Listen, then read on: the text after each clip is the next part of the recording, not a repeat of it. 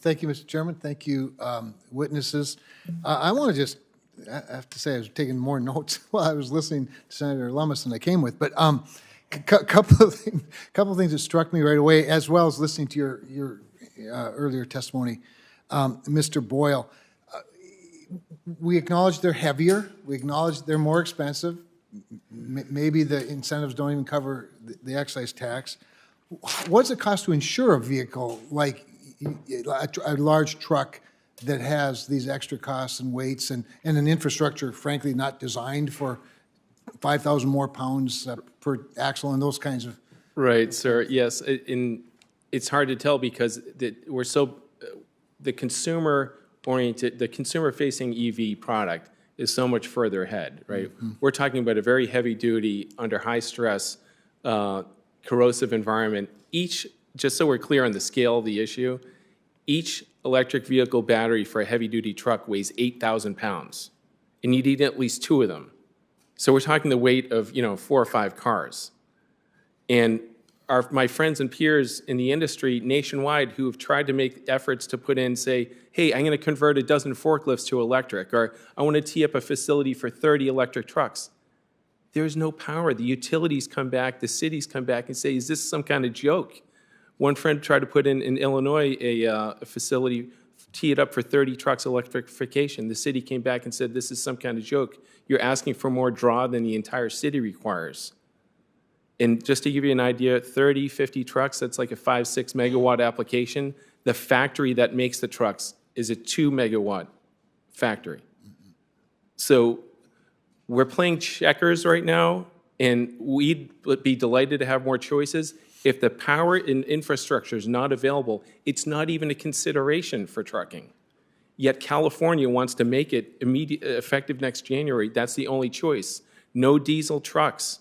No OEM is going to be compliant with the California CARB standard for diesel electric trucks starting in January. They'll have product due to credits and so forth, but none is going to be technically compliant. What are we talking about here? We're trying to serve the country and supply commodities that are essential to everyday life. So before any of this is not kind of a choice. We have the cart before the horse right now.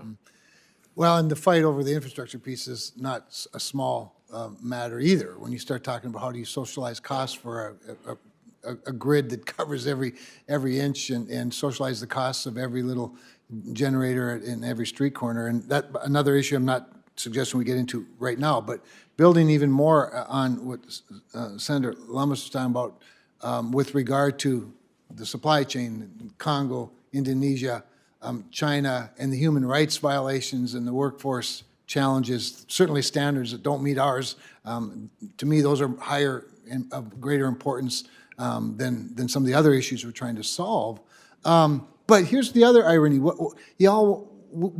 She has an opportunity in her own state that hasn't been done.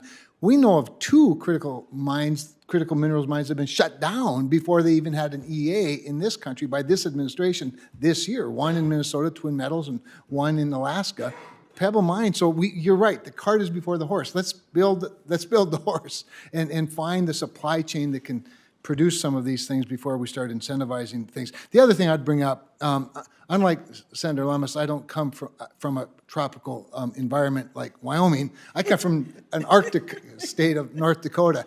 The suggestion, or Nebraska, which is balmy by comparison. But the performance in cold weather is not just unproven, it's proven to be horrible. And I just can't imagine pushing this standard on North Dakota. That's right, sir. So the battery degrades in cold conditions up to about 1/3.